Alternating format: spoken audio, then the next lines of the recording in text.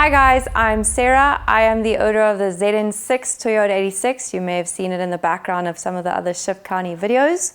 This is probably the more reliable car in our household because it actually has 4 seats and it's called the family car. And so what we're doing here today is we're just having a little bit of a check over it. We're just doing some maintenance. There's been some noise into the suspension, so we just want to see what's what. So we picked up a bit of a knock on the suspension, and that's why we kind of wanted to isolate what it could potentially be. We took a look at the top shock mounts, we took a look at the tie rod ends, and what we decided is we isolated it to the drop links. So today we're actually going to be changing the drop links for the anti-roll bar. So what we've got here is our drop links. We are keeping these rather standard. I haven't done anything to the car. I haven't dropped it, I haven't modified it. As I said, it's the only practical car in the house, so it's the only car that will remain standard. So we've got these from Japan, from Toyota. I want to say a big thanks to Monument Toyota for these, and luckily they were not too expensive. So now let's take a look.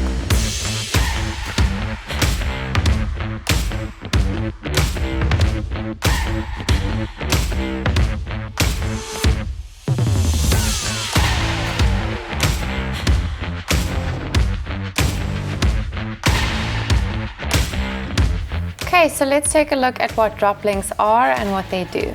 So as you can see over here, this is the drop link. It is attached to the shock absorber and the anti-roll bar over here. And the importance of this is that the anti-roll bar keeps the car level during cornering.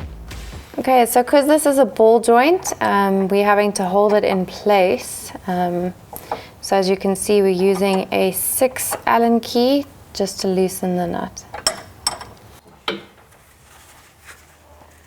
Okay, so there is the drop link, and yeah, this is very loose as you can see. There wasn't too much tension on it either when we were taking it out, so we're hoping that is what we were hearing. Okay, so we just got the second side out, and interesting enough, we were under the impression that it was the left side, but when we took this one out, I mean, you can see all of that. You can see how blown out this ball joint is. See, okay, it's gone.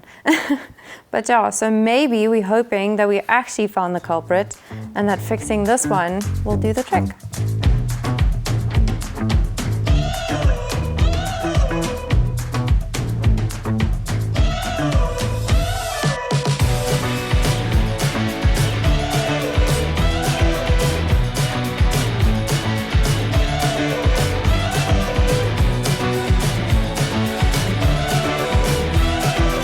And then you have it. That was a quick 30-minute exercise, but the proof is in the pudding, so we are going to go take it for a test drive and we will see if we have solved the problem.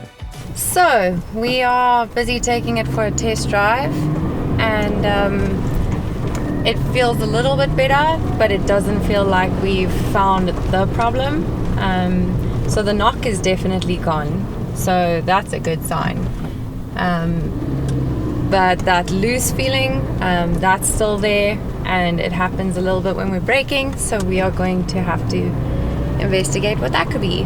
But the steering feels better, the knock is gone like I said, so it worked.